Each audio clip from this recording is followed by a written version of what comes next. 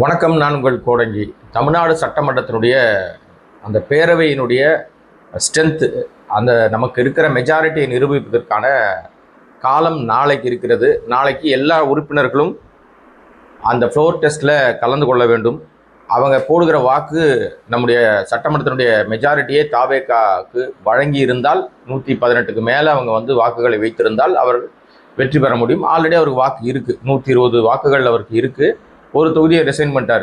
திருச்சி கிழக்கு ராஜினாமா பண்ணிட்டாரு. அதனால் அந்த இடம் காலியாக இருக்கிறது. 233 இருக்கைகள் மட்டும்தான் இப்போ இருக்குது.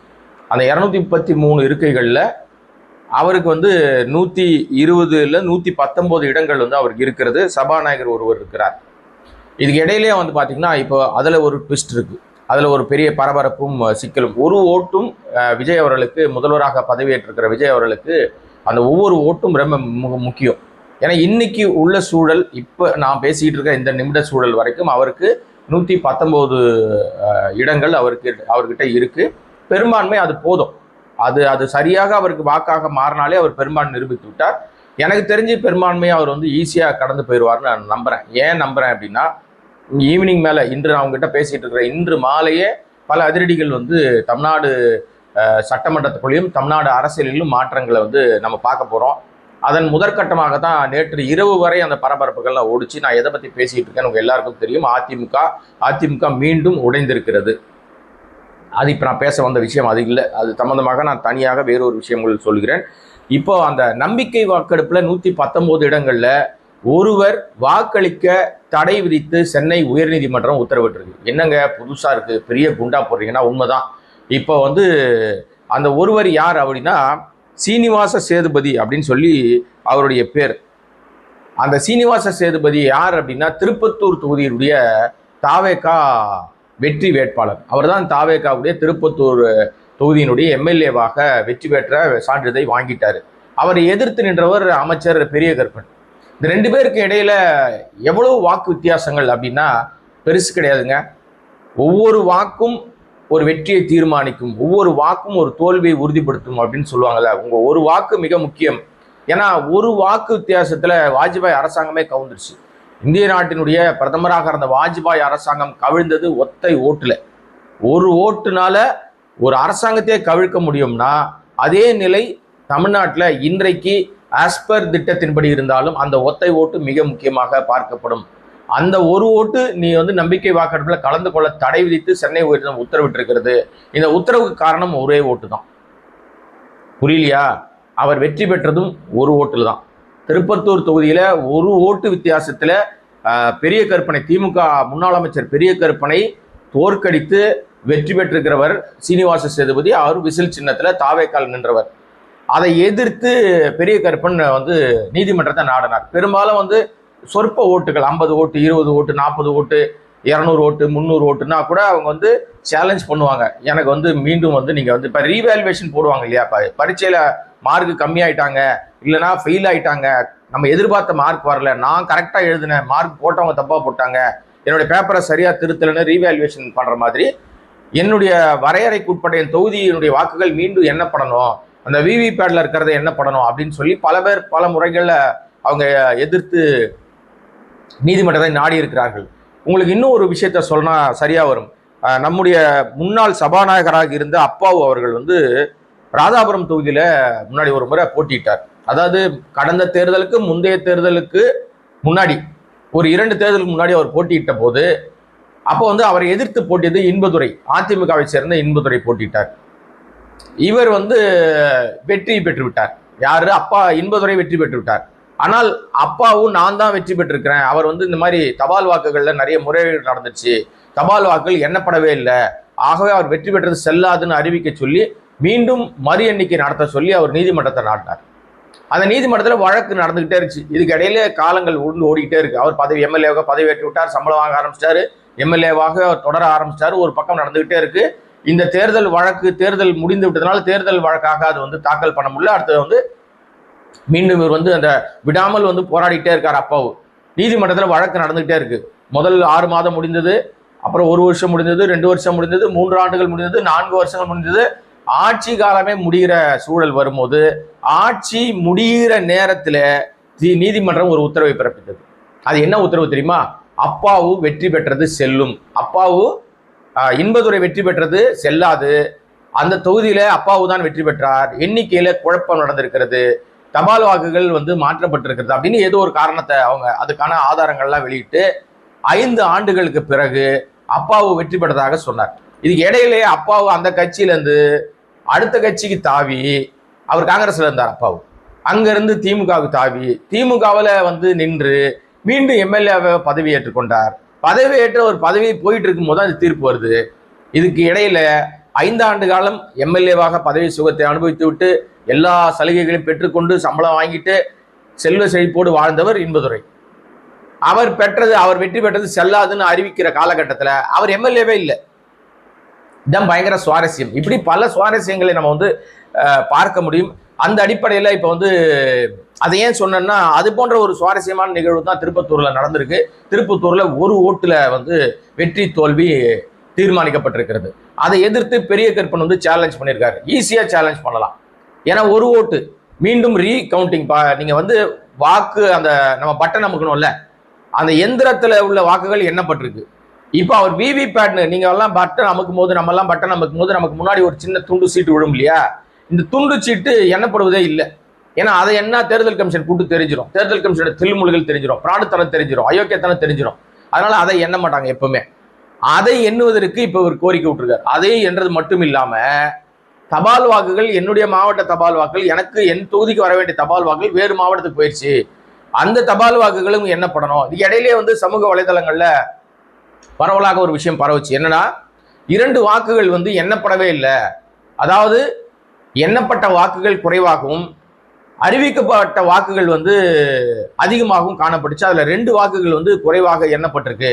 அந்த 2 வாக்குகள் எங்கே போனது, யாருக்காக போனது? எனக்கு ஒரு வாக்குல ஜெயிச்சிருக்காங்க. ஒருவேளை அந்த 2 வாக்கு பெரிய கருப்பன் அவர் ஜெயிச்சிருப்பார் 2 வாக்கு வித்தியாசத்துல. அல்லது அந்த 2 வாக்கு விசில் சின்னத்துக்கும் அதிமுகவுக்கும் போயிருந்தால் சம அளவுல 3 பேருமே சம அளவுல வந்திருப்பாங்க. அந்த 2 பேருமே சம அளவுல வந்திருப்பாங்க.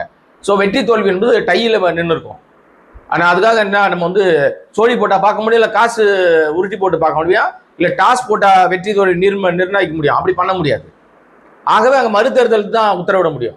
சம அளவுல 2 பேரும் ஒரே மாதிரியான வாக்குகளை பெற்றுவிட்டால் தேர்தல் கமிஷன் ஒரு வழி இல்லை, அந்த திருப்பத்தூர் தொகுதிக்கு மறுதேர்தல் தான் அறிவிச்சிருக்கணும். இதுதான் நடைமுறை சிக்கல் அங்க. இப்போ இதையெல்லாம் கருத்துல கொண்டுதான் நீதிமன்றத்தை நாடி இருக்கிற பெரிய கருப்பன். இப்போது அந்த வழக்கு பரபரப்பான கட்டத்தை எட்டி இருக்கிறது. முதல்ல அந்த வழக்கை விசாரித்தாங்க, தீர்ப்பு சொல்லப்படாமல், தேதி குறிப்பிடப்படாமல் வழக்கு ஒத்தி வைக்கப்பட்டுருச்சு. ஆனாலும் தொடர்ந்து அவர் ஃபைல் பண்ணிட்டே இருக்காரு, அடுத்தடுத்த பிரேயர்ஸ் ஃபைல் பண்ணிட்டே இருக்காரு பெரிய கருப்பன். அப்படி ஃபைல் பண்ணும்போது என்ன சொன்னார்னா, நாளைக்கு நம்பிக்கை வாக்கெடுப்பு நடக்குது, இவர் நம்பிக்கை வாக்கெடுப்புல கலந்துக்கிட்டாருன்னா அவர் எம்எல்ஏ ஆயிடுவாரு. அப்ப எம்எல்ஏ ஆயிட்டாருன்னா என்னுடைய வழக்கு நான் போட்ட வழக்கு அர்த்தமற்றதா போயிடும், அதனால அவர் நம்பிக்கை வாக்கெடுப்புல கலந்து கொள்ளாமல் தடை விதிக்கணும்னு சொல்லி ஒரு பிரேயர் கேட்டார். இந்த பிரேயரை நீதிபதிகள் ஏற்றுக்கொண்டார்கள். அந்த அடிப்படையில பெரிய கருப்பனுடைய அந்த கோரிக்கை ஏற்று தாவகாவை சேர்ந்த திருப்பத்தூர் தொகுதியினுடைய எம்எல்ஏவாக வெற்றி பெற்றிருக்கிற சீனிவாச சேதுபதியோட வெற்றி செல்லாதுன்னு சொல்லல, நல்லா புரிஞ்சுங்க, அவர் வெற்றி செல்லாதுன்னு சொல்லல. ஆனாலும் அவர் அதாவது சட்டமன்ற நடவடிக்கைகள் கலந்து கொள்வதற்கு தடை விதித்திருக்காங்க. அவர் ஓட்டு போட்டு தடை வச்சிட்டாங்கன்னா என்ன அர்த்தம்? சட்டமன்ற அவை எதிலுமே அவர் கலந்துக்க முடியாது, சபைக்குள்ள ஓட்டு போட முடியாது, அவைக்குள்ள பேச முடியாது, அவைக்குள்ள எம்எல்ஏவாக பணியாற்ற முடியாது. ஏறக்குறைய எம்எல்ஏவாக பணியாற்றாமல் இப்போ என்ன சஸ்பெண்ட் செய்யப்பட்ட நிலைமையில தான் இருக்காரு அவர். அவர் எம்எல்ஏ பதவி ஏற்றுக்கிட்டாலும் அவர் எம்எல்ஏவாக பணியை தொடர முடியாத நிலைமையில் தான் சீனிவாச சேதுபதி இருக்கிறார். அந்த வகையில பார்க்க போனா தாவேக்காக்கு ஒரு ஓட்டு குறைஞ்சிருச்சு. ஏற்கனவே அவங்க 108 இருந்தாங்க. அதுல ஒரு இடம் திருச்சி கிழக்கை விஜய் அவர்கள் முதல்வராக பதவியேற்றிருக்கிற விஜய் அவர்கள் பதவியை ராஜினாமா பண்ணிட்டாரு. அப்ப 107 குறைந்து விட்டது. சபாநாயகர் ஒருவர் போய் உட்கார்ந்துட்டார். அப்ப 106 குறைஞ்சிருச்சு.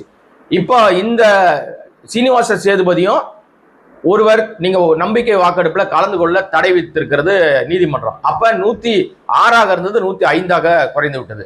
105 பிளஸ் காங்கிரஸ் 5, 105 காங்கிரஸும் சேர்த்தா 110. அப்ப விசிகா 2, 112, கம்யூனிஸ்டுகள் 2, 4, 112, 104, 106 எம்எல்ஏக்கள் மட்டுமே இருப்பதாக தெரிகிறது. இதுக்கு இடையிலேயே 116 எம்எல்ஏக்கள் இருப்பதாக மட்டுமே தெரிகிறது. 118 வேணும். அப்ப அந்த 2 எம்எல்ஏக்கள் யார் இன்னும் அவருக்கு ஆதரவளிக்க அப்படின்னா ஒரு பெரிய விஷயம் இல்லைங்க.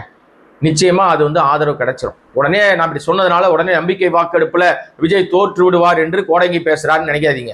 நான் வந்து இப்போ என்ன கள நிலவரம் இருக்கிறதோ அதை சொல்றேன். நித்திய கண்ட பூர்ணாயுஸ் மாதிரி தான் விஜயனுடைய ஆட்சி காலம் தொடரும்னு வந்து பெரும்பாலும் அப்படிதான் ப்ரிடிக்ட் பண்ணப்பட்டாலும் அது அப்படி இருக்காதுன்றது என்னுடைய நிலவரம். என்னன்னா இப்போது காங்கிரஸ் அவர்கள் 5 இடங்களை கொடுத்துருக்காங்க இல்லையா, அவர்களுக்கு அப்படியே நேர் எதிராக இருக்கிற இன்னொரு கட்சியில இருந்து ஜெயிச்ச அதிமுகவை சேர்ந்தவர்கள் 35 பேர் இங்க வரப்போறாங்கன்னு ஒரு பேச்சு இருக்கு.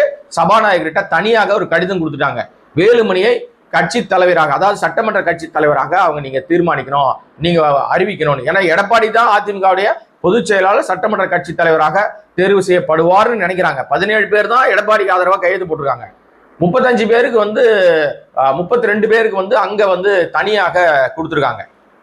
இவர்கிட்ட யாருன்னா சபாநாயகர் கிட்ட, அதாவது தற்காலிக சபாநாயகர்கிட்ட கொடுத்தாங்க. இப்போ நிரந்தர சபாநாயகர் வந்துட்டார். இந்த 5 ஆண்டுகளுக்கான ஒரு சபாநாயகரை ஜேசிடி பிரபாகரனை உட்கார வச்சுட்டாங்க.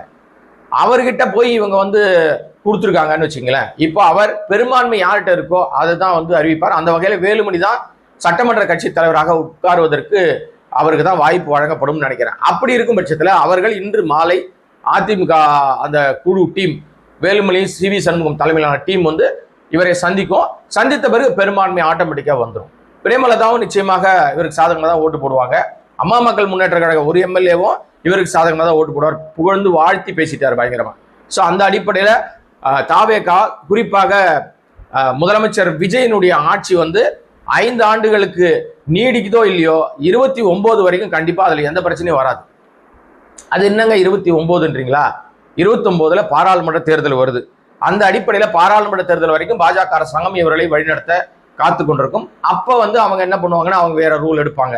அது என்னன்றதெல்லாம் நம்ம தனியாக விராவலியாக வேற ஒரு வீடியோல பேசுவோம். இப்போதைக்கு நீதிமன்றம் ஒரு எம்எல்ஏ, அதாவது விஜய் கட்சி எம்எல்ஏ ஓட்டு போடுவதற்கு தடை விதித்திருக்கிறது என்பதுதான் முக்கியமாக பார்க்கப்படுகிற செய்தி. அந்த தடையினால் விஜய் ஆட்சிக்கு ஆபத்து ஏற்படுமா அப்படின்னா ஏற்படாது. அது ஒரு ஓட்டுனால எந்த பாதகமும் இல்லை. இன்னும் பல்வேறு விஷயங்கள் பேசுவதற்கு இருக்கிறது. அது தொடர்ந்து நம்ம பேசலாம். அதுவரை இந்த வீடியோவை, இந்த சேனலை சப்ஸ்கிரைப் பண்ணாம பார்த்துக்கிட்டு இருக்க அன்பு நண்பர்கள் சப்ஸ்கிரைப் பண்ணீங்கன்னா பல விஷயங்கள் பேசலாம். கான்ஃபிடென்ட்டா இருங்க மக்களே. டெய்லி செய்தி வருதுங்க. நன்றி, வணக்கம்.